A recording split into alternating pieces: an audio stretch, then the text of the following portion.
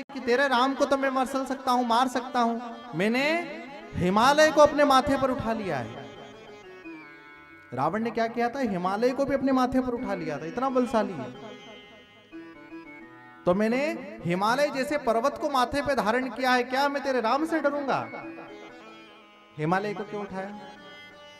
कहते हैं कि रावण को अपनी भक्ति का भी अभिमान हो गया। शिव जी से मिलने गया, अब शिव जी के पास सब जाते हैं तो हिमालय पर चढ़कर जाते हैं, प्रभु की सेवा करते हैं।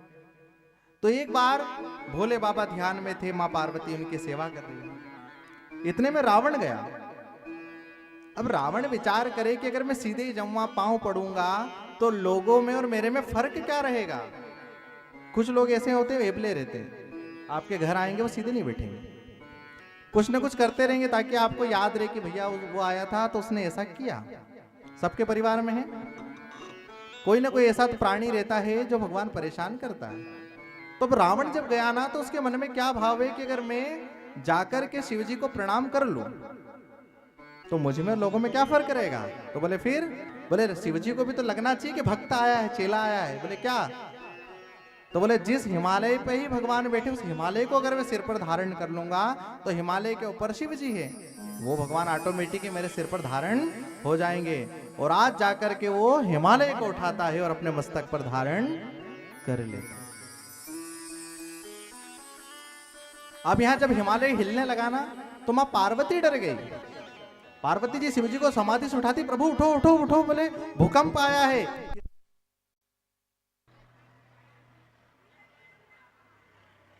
कहा?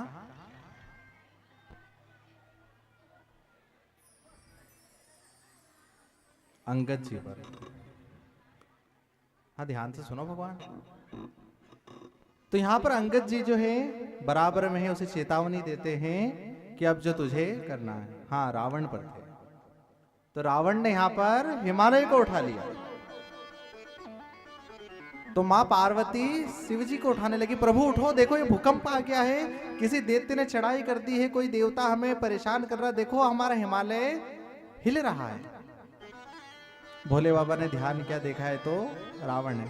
अरे बोले देवी डरो मत, तो हमारा चेला है। बोले प्रभु आपका चेला है कि दुश्मन है? आपके हिमालय को क्यों सिर पर उठा लिया, क्यों इसे हिला रहा है? अरे बोले इस चेले को ना ये अभिमान है कि मेरे तो 5-5 मुंह हैं। शिव जी के कितने मुंह हैं? 5, इसलिए उन्हें पंचमुखी परमेश्वर भी कहते हैं। और रावण के कितने हैं? 10। तो एक बात वापस से याद आ गई, रावण जब 10-10 मुंह से हंसेगा तो कितना हंसेगा। तो आपको अपने एक मुंह से उसको टक्कर देनी है, लड़ने में नहीं। लड़ने में तो माताओं का कोई तोड़ ही नहीं है, बोलने में फिर तो रावण भी चुप हो जाएगी, वही रहने देवी। यहां पर मां सीता को रावण ने इतने समय पकड़कर इसलिए रखी थी कि मां सीता बोलती नहीं है। अगर कोई बोलने वाली मिल जाती तो अगले दिन छोड़ाता, तो राम जी के पास ही रहे, छोड़ देता कि। लेकिन मां सीता बोलती नहीं है, इसलिए रावण बड़ा आनंद में, कोई मतलब नहीं। जब ज्यादा बलल बलल बलल करने लगी तो रावण खुद छोड़ाता, देवी आप राम जी के पास ही अच्छी हो, होता ना।